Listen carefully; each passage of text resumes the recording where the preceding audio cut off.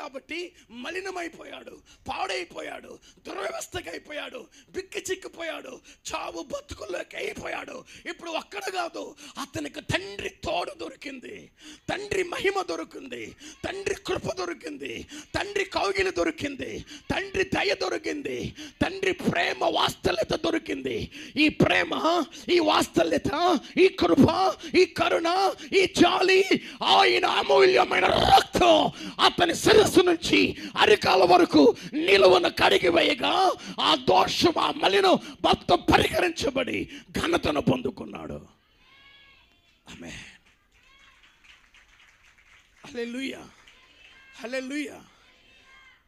ఈ దుర్భరమైన వ్యవస్థలో ఉన్న ఈ వ్యక్తి తండ్రి సన్నిధికి రాకుంటే కొన్ని రోజుల్లో ఏమైపోయి ఉండేవాడు? అది అంతేమ్మా, థ్యాంక్ యూ రా.